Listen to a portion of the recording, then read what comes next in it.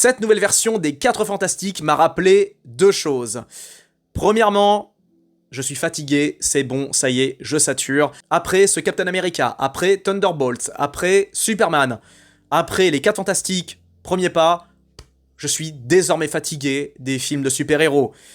Parce que j'en peux plus de voir ces super-héros lisses, sans épaisseur, sans âme, sans politiquement correct, sans intérêt, tout simplement. Je suis désormais fatigué des films de super-héros alors que pourtant, niveau tolérance, je pense que je suis bon. Et également, je suis fatigué, encore plus même, fatigué de voir Pedro Pascal partout, tout le temps, non-stop.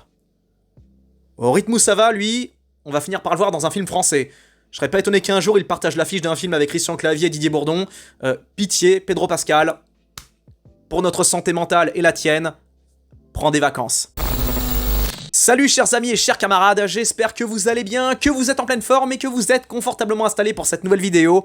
Une critique avec et sans spoiler du très attendu, non je déconne, une critique avec et sans spoiler des 4 Fantastiques, premier pas. Je vais vous dire ce que j'en ai pensé, bon vous doutez bien de ce que j'en pense, hein, mais il y a quand même des bons points à soulever, il y en a. Je vais vous dire ce que j'en ai pensé. Je vais revenir sur la photographie, la mise en scène, le jeu d'acteur, la musique, tout ça. Et après, dans la zone de spoiler, c'est là où je vais commencer à être vraiment méchant. Alors tout d'abord, les 4 Fantastiques premier pas, c'est la 3e version des 4 Fantastiques, produite au cinéma. On a eu la première version dans les années 2000, le film de 2005 et de 2007, Le Surfeur d'Argent. Film que presque tout le monde a oublié, à part les gens de cette génération, enfin la mienne, ceux qui ont découvert ces films-là à leur sortie. À l'époque, c'était nouveau, c'était frais, c'était le gros boom des films Marvel. C'était pas les meilleurs, loin de là, hein. Je me rappelle que les gens n'ont pas spécialement kiffé les 4 Fantastiques, mais c'était globalement un divertissement cool, sympa, inoffensif. C'était des films intéressants à voir en période estivale. Après, on a eu la version de 2015, sortie donc il y a 10 ans, les 4 Fantastiques, cette version-là, qui était... Et puis maintenant on a cette 3e version, les 4 Fantastiques premier pas, film réalisé par un inconnu au bataillon, Mark Shackman. Il a principalement bossé sur des séries télé et il aura tourné que 2 longs métrages en 10 ans, dont les 4 Fantastiques premier pas. Personnellement, ça me dérange pas qu'on mette un no-name à la réalisation d'un gros film, d'un gros blockbuster, parce que parfois on peut avoir droit à des petites surprises, et on peut avoir droit à des surprises dans l'autre sens, parce que, enfin, il y a des grands réalisateurs qui peuvent se casser les dents sur des projets qui paraissent pas foufou. Je me rappelle avoir été extrêmement choqué par le Gran Turismo de 2023, un film qui a été réalisé, pour rappel, par le mec derrière District 9, un certain Neil Blomkamp. Le gars, il passe de District 9 à ça. Faut m'expliquer. Le film a bénéficié d'un budget à 200 millions de dollars, et malgré le fait qu'il y ait 200 millions de dollars au budget, eh bien le casting est assez modeste, parce que en termes d'acteurs connus, on n'en aura que 2, Vanessa Kirby dans le rôle de la femme invisible, et Pedro Pascal dans le rôle de l'homme fantastique. Alors, moi je pense pas que ce film puisse vraiment marcher, parce que j'ai bien l'impression qu'en réalité, tout le monde s'en fout des 4 Fantastiques. C'est des personnages sympathiques, mais globalement, le concept est assez has-been. Enfin, je veux dire, la chose, l'homme torche, la femme invisible, l'homme caoutchouc, quoi. Sérieux, vous me dites Batman, Superman, je sais pas, Black Panther, le Punisher, ça me parle direct, ça parle à presque tout le monde. Mais les 4 Fantastiques, compliqué. Et on sent bien justement qu'ils ont misé à fond sur le packaging pour cette nouvelle version, donc une version un peu rétro, mi-rétro, mi-futuriste, hein, qui se déroule dans les années 60, donc dans une espèce de, de monde alternatif, c'est relativement intéressant, mais globalement, à part les gros fans de comics, je ne vois pas à qui ce film peut parler. Et justement, j'en profite pour débunker cet argument, ne venez plus jamais m'expliquer que « Ah, j'ai adoré telle ou telle adaptation parce que c'est fidèle aux comics ». Parce que la plupart des gens, j'ai remarqué, qui disent ça, n'ont pas lu un seul comics, en général, je l'ai bien vu pour Superman. Combien de commentaires j'ai reçus de mecs qui m'ont expliqué « Ah, je préfère ce Superman à Man of Steel parce que celui-là, au moins, il est fidèle aux comics ». Mais de quel comics tu parles, gros? Tu parles de celui des années 30, des années 40, des années 50, 60, 70, des comics Superman, il y en a eu des milliers. Donc, à moins que tu sois tombé vraiment sur pile poil le seul comic Superman, où on voit Superman se faire mettre une branlée par tout le monde, non, ce film n'est pas fidèle aux comics. Et par moments, j'estime que trop de fidélité, c'est pas un gage de qualité, justement, parce qu'il y a un gros gap entre le comics et le film, enfin le cinéma. C'est pour ça que Man of Steel, même si en soi il n'est pas, j'imagine, fidèle au gros des comics Superman, eh bien ça passe parce que il y a une espèce de forme de, d'alchimie entre l'adaptation de la BD, enfin du comics, et une dose de réalisme, une dose de cinéma.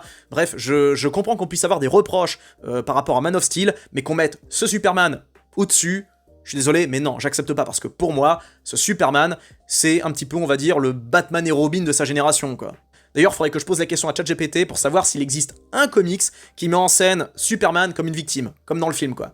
Faut que je demande. En tout cas, c'est 4 Fantastiques, je ne vois pas comment il peut dépasser le milliard de dollars, vraiment, s'il y arrive. Alors là, je me mets à genoux, vraiment, parce que là, je comprendrais pas, enfin, ce serait fantastique, ouais. Ce serait incroyable que ça arrive, on verra bien, mais perso, j'y crois moyen, quoi. J'y crois même pas du tout, parce que les 4 Fantastiques, en soi, à part une minorité de gens, ça parle à presque personne, et c'est pour ça, j'imagine qu'ils ont sorti Pedro Pascal, et qu'ils ont dû allonger un joli chèque, parce que j'ai du mal à comprendre comment Pascal a pu se retrouver là-dedans. Pourquoi lui, quoi? Vanessa Kirby, je peux comprendre, elle aussi, entre les grosses productions, les gros blockbusters, style, je sais pas moi, Fast and Furious et Napoléon, des trucs dans le genre. Bon, je peux comprendre, mais Pedro Pascal... Quoi? En tout cas, il se peut que ce soit le film, si c'est un échec qui stoppe un petit peu, qui freine un petit peu la carrière de Pedro Pascal, parce que même s'il est populaire pour beaucoup, il commence à devenir agaçant pour une bonne partie de la population, une bonne partie des cinéphiles, parce que, effectivement, quand vous voyez quelqu'un partout, c'est compliqué. Le principe d'un acteur, c'est de s'effacer de temps en temps pour qu'on ait la surprise de le revoir. Si on avait, par exemple, je sais pas, 3 films avec Tom Cruise par an, on commencera à en avoir marre de lui, quoi. En tout cas, j'ai été voir ce film avec un zoomer, un gamin de 20 ans, parce que je voulais avoir son avis de nouvelle génération. Et comment dire, bon, je vais en parler un peu après, mais globalement, ce que j'ai ressenti, ce que j'en pense, au niveau esthétique, c'est le plus gros point fort du film, rien à dire. C'est propre, c'est beau, c'est léché, il y a eu un très gros travail pour faire en sorte que ce soit mi-rétro, mi-futuriste, dans les années 60, un peu fantasmé, tout ça, comment ça s'appelle, une technologie hyper avancée, avec des robots, tout ça, un petit robot mignon qu'on voit avec les 4 Fantastiques, alors j'aime bien ces personnages-là, ce genre-là, les robots, tout ça, machin, mais mettez-les de côté, les montrez pas tout le temps, parce que les robots, ou même les animaux qui font des petits bruits un peu mignons, genre...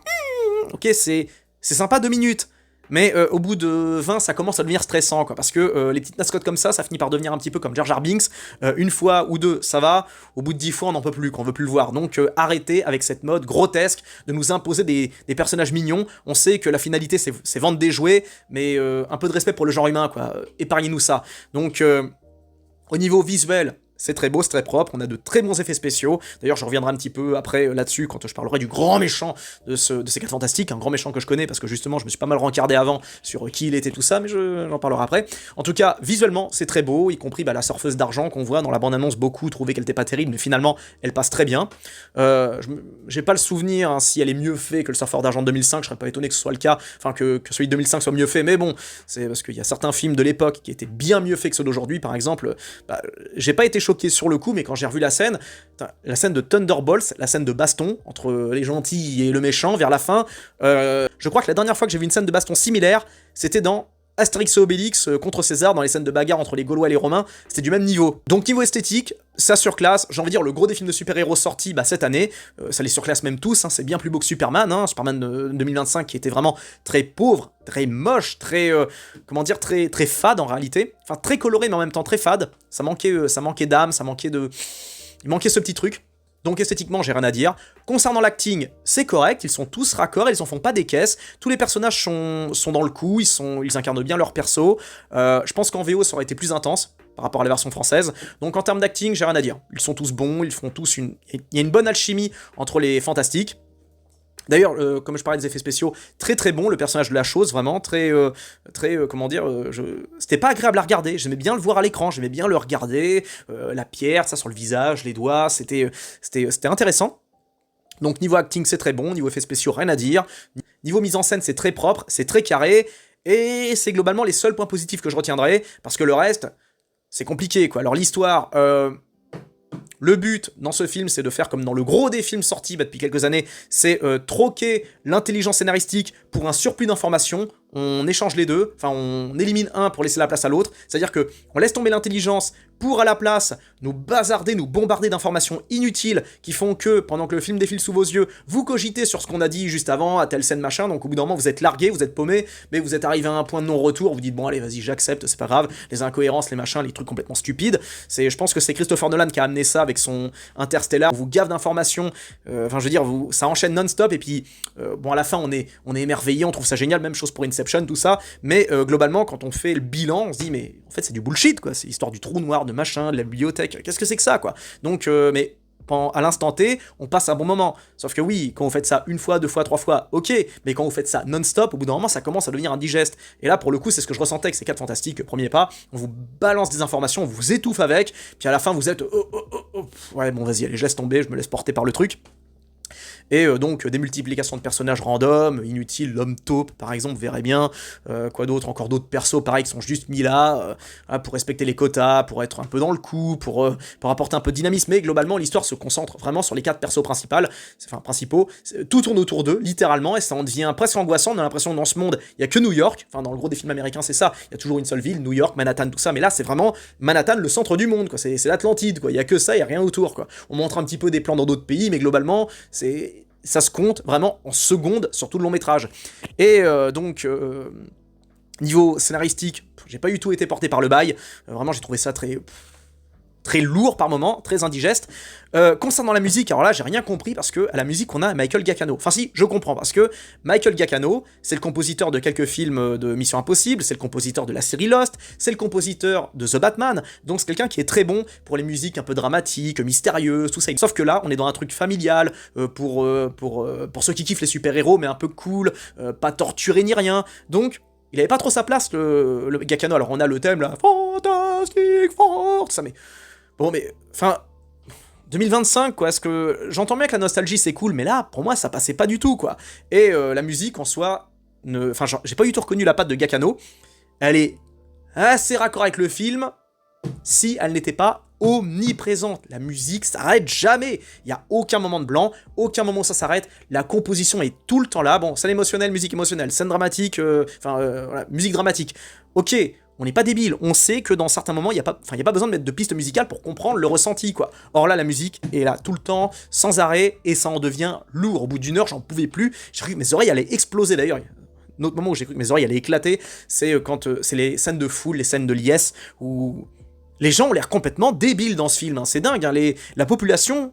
ça a l'air d'être des déficients mentaux, quoi. Parce qu'il y a des moments, mais ça j'en parle dans les spoilers, j'en parle un peu après, ça, moi j'en peux plus des films qui mettent en scène des personnages complètement stupides. C'est pour ça, il faut retravailler, je pense, les films de super-héros, on verra bien dans le futur ce que ça va donner.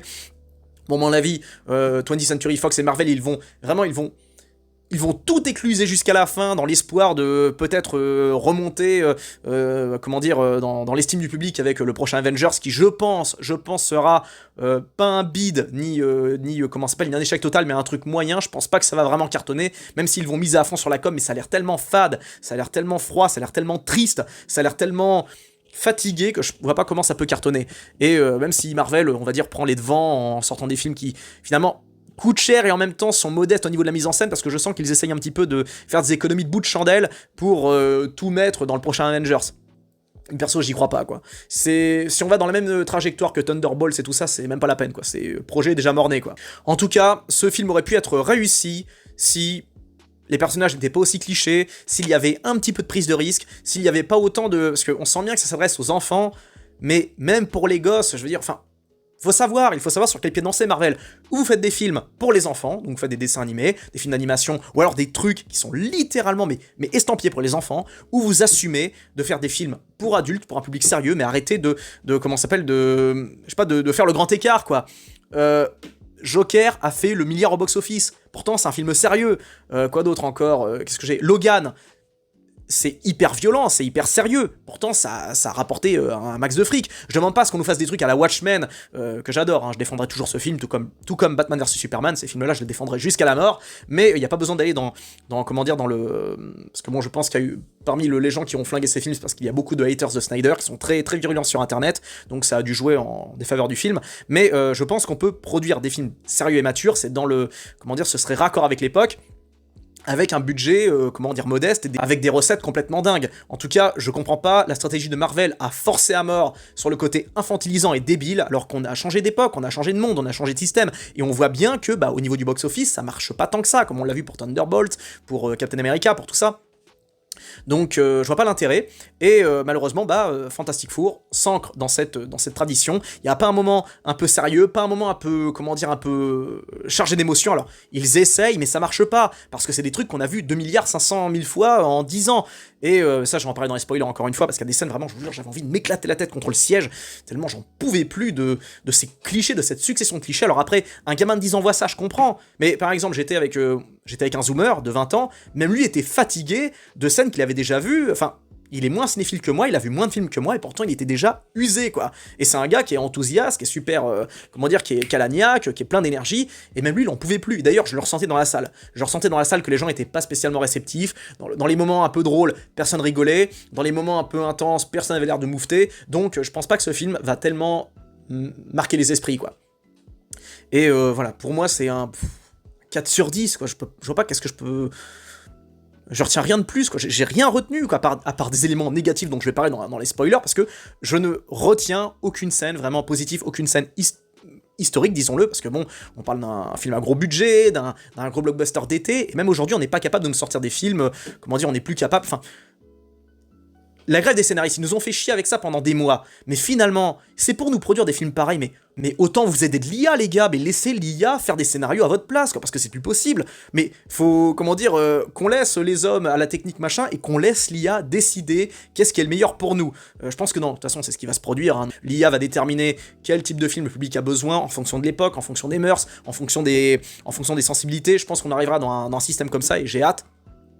On pourra faire nos films nous-mêmes, ou alors on ira voir des films produits intégralement, je veux dire à base d'IA en termes de scénario machin, avec des vrais acteurs. La collaboration est possible. Pour ça, on peut cohabiter, et il faut cohabiter, parce que là, c'est plus possible. Trouvez-moi un film vraiment marquant, sorti cette année, en termes de scénario, mais je vous parle d'un truc marquant, impactant, qui vous accompagnera jusqu'à la fin de vos jours. Je n'ai pas retenu un seul blockbuster vraiment marquant cette année. Aucun, zéro. Donc, enfin, ce 4 Fantastique n'échappe pas à la règle. En tout cas, j'en ai dit assez, pour moi ce film est raté, et enfin, il y a des moyens, ça qui est terrible, c'est que le film est réussi sur pas mal de plans, au niveau de l'esthétique, mais c'est foiré sur l'essentiel. La vibe, l'âme, l'intelligence, l'originalité, parce qu'il n'y a aucune scène vraiment originale, hein, parce qu'on a toujours droit aux mêmes clichés, la gamine qui va se faire sauver in extremis après qu'une poutre lui tombe dessus, la héroïne arrive, bim, elle la sauve au dernier moment, enfin, toujours la même chose, quoi. Je sais bien que c'est le genre des films de super-héros, mais ça on l'a déjà vu. Renouvelez-vous, bordel. Donc voilà, bon, on a eu Superman qui sauve des écureuils, maintenant, bon, est-ce qu'on peut avoir autre chose, quoi. Et encore une fois, je reviens sur... Bah tiens, ça, je peux en parler, parce que c'est le gamin qui m'a dit ça, le zoomer, c'est que le début, on regarde, et il me fait, au bout de 2 minutes, il me fait, mais... On est devant un Marvel ou devant un Plus belle la vie, quoi. Parce que c'est vrai, le début, bon, je spoil sans spoiler, mais bon, on voit Monsieur Fantastique avec sa femme est enceinte, ils font leur test de grossesse, tout ça, ils sont dans leur cuisine, ils sont rejoints par les 2 autres spécimens, ils discutent, ils dînent, ils interagissent avec le petit robot qui fait des bruits mignons. Ok, puis après on a la présentation avec les gens qui sont en liesse, comment s'appelle, le public vraiment qui semble complètement débile, quoi, parce qu'on voit les gens qui font que d'applaudir, à tel point j'avais envie de me boucher je me suis bouché les oreilles parce que ça, c'était beaucoup trop fort. On a déjà vu ça, quoi, et surtout, on voulait autre chose. Enfin, mais on se demande vraiment si les producteurs, les scénaristes, vivent dans la même galaxie et le même monde que nous, quoi, c'est dingue. Enfin, en tout cas, perso, j'ai pas été convaincu, c'est mon avis, ça n'engage que moi, bon, je me permets de... Hein, parce que je suis loin d'être le seul à ressentir ça. Dites-le dans les commentaires d'ailleurs, parce que là, je vais passer dans les spoilers, donc ceux qui veulent pas être spoilés, coupez la vidéo tout de suite. Et bah, c'est parti, et j'invite les nouveaux arrivants, ou alors ceux qui ont l'habitude de me regarder, à s'abonner à la chaîne, on approche les 30 000, les gars. N'hésitez pas à filer un petit coup de main, abonnez-vous, lâchez un like, et surtout, donnez votre avis, c'est le plus important. Allez, c'est parti, zone spoiler, let's go. Let's go, allez. Allez. Alors, que dire, mis à part que, en fait, on a payé 10 € pour écouter, pour entendre les cris de Vanessa Kirby pendant son accouchement, quoi. 10 minutes, on l'entend hurler. Ah! Mais bordel, je veux dire, est-ce qu'on avait besoin de ça, quoi? Oui, c'est beau la maternité, c'est beau les enfants, ça, je comprends que c'est une souffrance d'accoucher, machin, mais... Est-ce qu'on avait vraiment besoin de voir ça, quoi? On veut voir des super-héros qui se fritent contre des méchants. Qu'est-ce qu'on a besoin de voir des scènes d'accouchement, quoi? Puis, c'est complètement... con, je veux dire, mais c'est pas possible d'être aussi, mais... Ah! C'est... Comprenez mon émotion, les gars, parce que Je me suis dit, bon, un truc un peu rétro, mi-futuriste, mi-années 60, ok, c'est cool, mais là, non, non, non. Donc alors, comment dire, Monsieur Fantastique, voilà, qui est qui va être père de famille après multiples tentatives, machin, ça y est, ils ont enfin un gosse. On apprend comment ils ont eu leur super pouvoir, parce qu'ils ont été dans l'espace, ils ont chopé des radiations, ils sont transformés tels qu'ils sont. Après, on les voit se battre vite fait dans un reportage télé pour nous remettre dans le contexte que bon, bah, ils sont frités contre des méchants, style l'homme taupe, ou alors des gars comme ça, quoi. Ok, et bah après, ils reçoivent comment ça s'appelle donc, l'arrivée de la surfeuse d'argent, qui vient leur expliquer que leur monde est foutu parce qu'il y a Galactus qui va débarquer pour bouffer la planète, un méchant qui fait très peur, hein, le truc il est immense et tout, avec son casque, il vient pour bouffer les planètes avec son vaisseau pour tout défoncer, et bah la planète Terre est le prochain sur la liste, enfin la prochaine sur la liste, et donc bah il se démerde pour aller le trouver, pour essayer de lui demander gentiment de passer à une autre planète, d'aller voir ailleurs, ça si. Et le truc c'est que bah en fait le Galactus propose un deal, bon bah écoutez, je touche pas à votre planète, mais en échange, vous me filez votre gosse. Donc Vanessa Kirby, enfin Madame Invisible, vous me filez votre enfant, votre bébé, et je touche pas à votre planète. Naturellement, qu'est-ce qu'ils font, sachant que le bordel il est immense, il est indestructible, ça fait des siècles qu'ils bouffent des planètes non-stop, quoi. On se dit, bon, ok, ça fait chier, c'est un sacrifice, bon, mais voilà, ils vont filer leur gosse et sauver l'intégralité de la planète. Non, il refuse, donc il se lève comme un seul homme pour donc dire non non c'est mort, on garde le gosse et puis on se taille, et donc il se barre, et bah juste après il y a l'accouchement, donc l'accouchement qui est interminable, enfin ça m'a rendu fou, quoi, je veux dire, on était là, ces contractions, ça machin, et ça dure, c'est interminable, et donc puis après on a la scène du bébé forcément, qui est voilà, la scène émotionnelle, attention, regardez, on vous sort des scènes émotionnelles non-stop pour montrer à quel point c'est touchant, pour montrer à quel point on est hachement investi, hein, hachement comment dire, chamboulé de l'intérieur. Et donc, il y a ce choix complètement stupide, et une fois qu'ils arrivent sur Terre, parce que voilà, qu'est-ce que vous avez foutu alors, Galactus, vous avez réussi à négocier, vous l'avez niqué, comment ça se passe? Et le mec il fait, bah en fait, pendant comment s'appelle, la conférence de presse, bon en gros, le mec il dit la vérité, quoi, bah il dit bah en fait il voulait notre gosse, mais on a dit non, donc finalement on est revenu avec le gosse et on va se faire bouffer, quoi. Puis les gens, bah, ils sont un peu mécontents, mais ils sont pas non plus trop en colère, quoi, je comprends pas ça, quoi. Vous avez vos super-héros qui débarquent, ils ont refusé de sacrifier leur gosse pour sauver la planète, et puis les gens ils sont, voilà, il y a même pas d'émeute, y a rien, quoi, je sais pas, moi j'aurais été fou, quoi, j'aurais été au siège des 4 Fantastiques, j'aurais brisé la vitre, j'aurais hurlé, j'aurais fait quelque chose, quoi, je serais pas resté de marbre, quoi. On a l'impression que tout le monde est complètement amorphe, quoi. Puis au bout d'un moment, il y a évidemment des scènes où les gens sont pas contents, ils vont juste manifester, mais gentiment, quoi. Et il y a le passage où il y a Kirby, enfin Madame Invisible qui débarque avec son bébé, regardez, c'est Franklin, écoutez, on va se battre ensemble, comme une famille, devant tout le monde, puis alors tout le monde est, oh, c'est tellement touchant, oui, d'accord, allons-y, quoi. Mais n'importe quoi, dans la vraie vie, les gens l'auraient regardé, dès qu'elle aurait dit on va se battre ensemble, comme une famille, il y aura un gros blanc sur le visage des gens qui la regardent, et on aura entendu un mais vous vous foutez de notre gueule, c'est quoi ces conneries, enfin, et puis après on aurait eu droit à une scène d'émeute ou je sais pas quoi, enfin mais il y a rien de cohérent, et c'est ça qui me rend dingue, c'est que je n'ai vu aucune cohérence logique, et je sais ce que vous allez me dire, c'est un film de super-héros, machin, et alors, il y a toujours un minimum de cohérence logique et pragmatique dans les films de super-héros, comme je sais pas, dans Watchmen, dans Logan, les personnages n'ont pas de réactions stupides, c'est des réactions intelligentes, matures, et qu'on arrête avec l'excuse des films pour enfants. C'est pas parce que vous êtes un gosse qu'on doit vous montrer des trucs de débiles, quoi, qu'on doit vous montrer des trucs de déficients mentaux, qu'on vous montre des bails inspirants, avec des personnages qui ont des raisonnements intelligents, et pas des raisonnements de débiles, quoi. Enfin bon bref, en tout cas c'est... Après je sais bien que ça allait pas sacrifier le gosse, ça aurait pas été politiquement correct, tout ça, mais...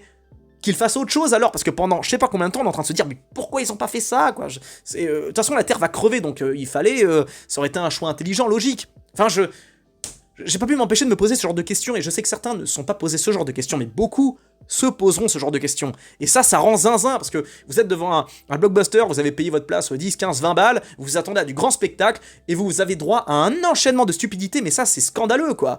Et donc, je vous dis franchement, moi c'est terminé, je vais plus voir de super-héros, je sais pas s'ils vont en sortir dans l'année, mais voilà, c'est bon, je sature, hein, je sature. À moins que ce soit vraiment qu'on me vende une surprise ou un truc sérieux avec je sais pas, avec des bails pour adultes, j'irai, mais là non, je peux plus, quoi, c'est bon. C'est... Par exemple, Avenger, je l'ai vu là dernièrement, enfin je l'ai revu, celui de 2012, eh bien ça passe. Ça passe aussi bien pour les adultes que pour les gosses. Là, je vois pas comment ça peut passer pour les adultes, à part les fans hardcore des 4 Fantastiques, et puis bon, ceux qui ont une tolérance quand même assez poussée. d'un côté, respect à vous, et en même temps, pas trop, parce que c'est justement à cause de ce genre de mentalité qu'on se tape des films comme ça, quoi. Parce que j'estime que ceux qui défendent ce genre de film, on leur part de responsabilité quant à l'effondrement du cinéma actuel. Parce qu'il y a un moment, il faut prendre ses responsabilités, les gars. J'entends bien que, oui, faut respecter la vie des autres. Oui, oui, 100 fois oui. Mais il y a un moment, quand on accepte l'indéfendable, bah c'est pas pardonnable, quoi, parce que justement, à cause de ça, à cause de cette tolérance, on voit défiler des cargaisons de films complètement inutiles, sans âme, que tout le monde a oublié. Tout le monde a oublié Thunderbolts, tout le monde a oublié Captain America le dernier, tout le monde va oublier Superman, donc voilà, il y a une logique. Tout le monde se rappelle de Batman vs Superman, tout le monde se rappelle de Watchmen, tout le monde se rappelle de Logan, tout le monde se rappelle un petit peu à la marge des premiers X-Men, tout le monde se rappelle d'Avengers le premier et de Endgame, parce qu'il y a la maturité, tout ça machin, Infinity Wars, mais le reste, tout le monde a oublié, quoi. Donc c'est qu'est-ce qu'on veut? On veut des produits de consommation ou alors des trucs qui sont comment dire, qui perdureront dans l'histoire, parce que c'est possible. En tout cas, ces 4 Fantastiques ne laisseront aucune trace et comment dire, bah, c'est dommage malgré le potentiel. Mais c'est dû à la stupidité scénaristique, avec des scènes qu'on a déjà vues 150 000 fois, avec évidemment le combat final contre Galactus où la femme invisible avec le pouvoir de l'amour arrive à repousser à elle seule un bordel qui fait 300 mètres de haut jusqu'à le repousser dans le... Enfin, et puis avec le twist final où on s'y met... Voilà, en fait, il est dans le portail temporel, mais il sort au dernier moment et on pense que Flamme va se sacrifier. Et moi, le gamin, on s'est regardé, on s'est dit, tu vas voir, la surfeuse d'argent va venir, parce que la surfeuse d'argent a fait des conneries et en fait, elle balise un petit peu par rapport à ce qu'elle a fait, vu que c'était un petit peu comment dire, la serveuse, ou je sais pas quoi, la serviteuse de Galactus, et finalement, bah, comme elle a fait des conneries, elle est en mode rédemption, et elle rentre dans Galactus pour le télescoper dans une dimension parallèle, et voilà, donc cliché sur cliché, on pense que la femme invisible est morte, mais non, en fait, elle est ressuscitée, parce que le gamin, par le pouvoir de je ne sais quoi, l'amour sûrement, ou la facilité scénaristique, il arrive à la ressusciter. Oh, mais quel enfer! Quel enfer! J'en pouvais plus, vraiment, en fait, j'étais sur le siège, j'étais comme ça. Pitié, achevez-moi, quoi, c'était horrible. Donc, enfin, voilà... j'ai même pas attendu les scènes post-génériques, j'en ai rien à foutre, je me suis levé avec le gamin, on s'est tiré, basta, quoi, c'est bon, c'est bon. J'ai assez donné de ma santé mentale et de mon temps, surtout, donc moi je sais pas pour vous, je sais pas ce que vous en avez pensé, ceux qui l'ont vu, ceux qui sont là dans les spoilers, ceux qui ont vu le film, mais dites-le moi, quoi, si vous avez aimé, franchement, mais manifestez-vous, dites-le moi, dites-moi que vous existez, parce que, enfin, je sais pas quoi vous dire, les gars, qu'est-ce que vous en avez pensé, quoi, parce que moi, perso, ça m'a, mais... Et je sais bien que c'est... Enfin non, je ne tolère pas l'excuse de oui, mais c'est un film de super-héros. Et alors, on peut avoir des films de super-héros réussis. Et celui-là, non. Parce qu'on avait le potentiel, on avait la mise en scène, on avait les moyens, on avait l'esthétique, on avait l'acting, on avait tout. La musique était foirée, d'accord, c'était pas grave. Par contre, scénaristiquement, naze à tous les niveaux. Donc, franchement, déçu, même si je m'y attendais un petit peu quand même. Je m'attendais à une déception, mais pas à ce point-là. Voilà mes amis, c'est tout pour cette critique, hein. C'est tout ce qui me vient en tête maintenant, parce que je pense que j'ai tout oublié, et tant mieux. Je vous dis à très bientôt pour une prochaine vidéo. Plein de bisous à tous, prenez bien soin de vous. Ciao.